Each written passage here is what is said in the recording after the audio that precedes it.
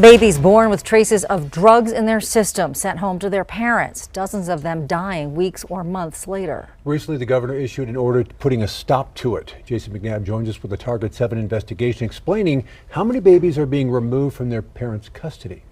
Well, that's right, Shelley and Doug. You may remember in our award-winning special investigation, Broken Promises, we told you how the state was sending babies home after being born exposed to drugs. Many of them died. This process based on the state's interpretation of a federal law called the Comprehensive Addiction and Recovery Act, better known as CARA. Now, 2 years later, Governor Michelle Lujan Grisham issued a new order making a major change in what happens to babies born with drugs in their system.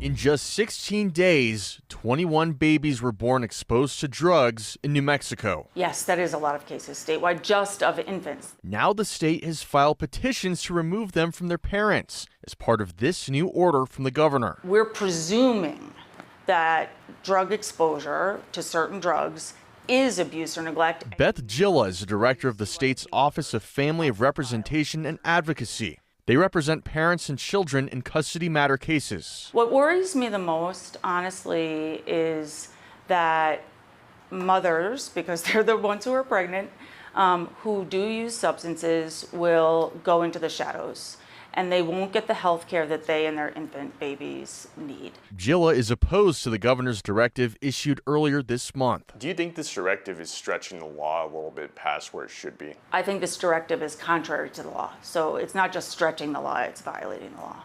In 2016, Congress passed CARA. Part of the law required the U.S. Department of Health and Human Services to develop care plans for infants born with substance abuse disorders. New Mexico passed its own CARA Act, which got rid of the requirement that hospitals had to notify CYFD if a baby was born exposed to substances.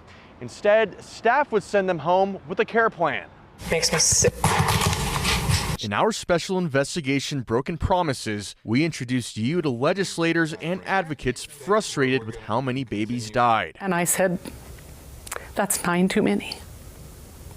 And I couldn't control my emotions and got up and walked out. So taking care of a baby who is withdrawing, no matter what they're withdrawing from, is really difficult. We have been sounding the alarm for 6 years. I'm glad someone started to listen. Marilyn Beck of the New Mexico Child First Network has been advocating for changes in how New Mexico handles CARA. She says she's not surprised to hear that 21 children were removed under the new order. We know that nationally, 1 child is born with symptoms of withdrawal every 15 minutes.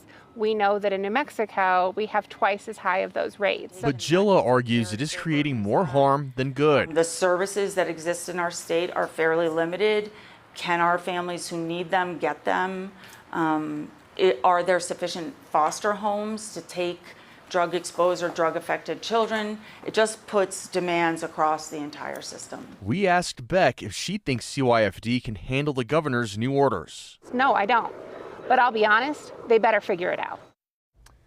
And CYFD sent Target 7 a statement saying, quote, CYFD is prepared to take in any child where there are safety concerns.